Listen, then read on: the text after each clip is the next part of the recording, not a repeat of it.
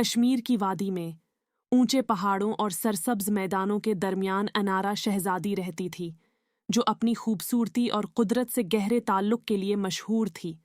اس کے لمبے، سیاہ بالوں کی لہریں آبشار کی طرح بہتی تھیں اور اس کی آنکھوں میں جنگلات کی گہرائی کی عکاسی ہوتی تھی، جو اپنی عمر سے کہیں زیادہ دانشمند نظر آتی تھیں۔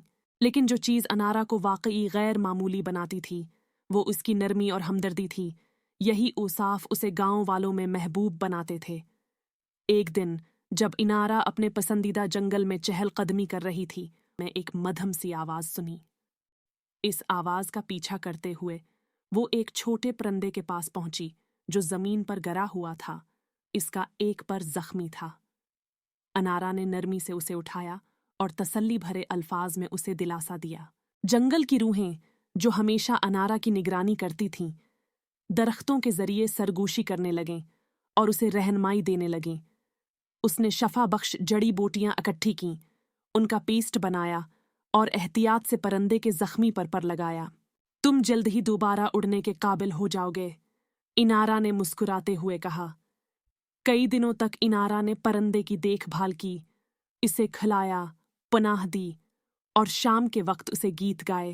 آخرکار پرندے کا پر ٹھیک ہو گیا اور ایک صبح اس نے اپنے پر پھیلائے اور آسمان میں اڑان بھری۔ وہ انارا کے اوپر چکر لگاتا رہا، پھر دور افق میں گم ہو گیا۔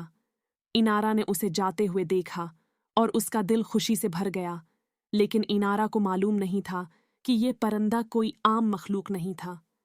یہ پہاڑوں کی روحوں کا بھیجا ہوا پرندہ تھا، جسے اس کے دل کی پاکیزگی کو جانچنے کے لیے بھیجا گیا تھا۔ ایک شام گاؤں کے بزرگ انارا کے پاس آئے۔ ایک بزرگ نے گہری آواز میں کہا، یہ خشک سالی ہم سب کے لیے خطرہ ہے۔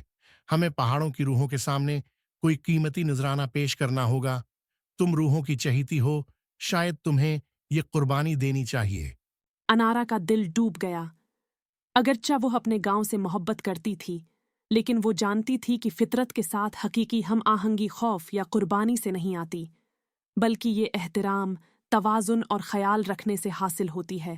میں پہاڑوں کی طرف جاؤں گی، اس نے کہا، لیکن قربانی دینے کے لیے نہیں، میں روحوں کی حکمت حاصل کرنے کے لیے جاؤں گی۔ انارا پہاڑوں کی طرف روانہ ہوئی، جہاں ہوائیں چل رہی تھیں اور آسمان پر بادل گہرے ہو چکے تھے۔ وہ اونچی اور اونچی چڑھتی گئی، یہاں تک کہ وہ ایک مقدس چوٹی تک پہنچ گئی جہاں روحیں رہتی تھیں۔ وہاں وہی پرندہ جسے اس نے کبھی شفا دی تھی دوبارہ ظاہر ہوا اور اس کے پروں سے روشنی پھوٹ رہی تھی۔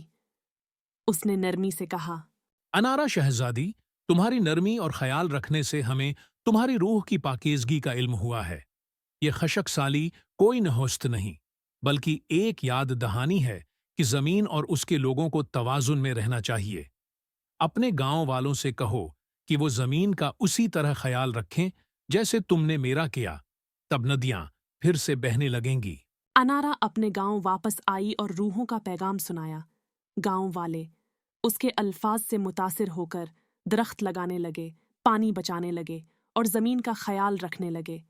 جلد ہی ندیاں پھر سے بہنے لگیں اور کھیتوں میں نئی جان آ گئی۔ کہانی کا اخلاق یہ ہے کہ حقیقی ہم آہنگی لینے میں نہیں، بلکہ واپس دینے میں ہے۔ جب ہم فطرت کا احترام کرتے ہیں اور توازن میں جیتے ہیں، تو ہمیں سکون اور خوشحالی ملتی ہے۔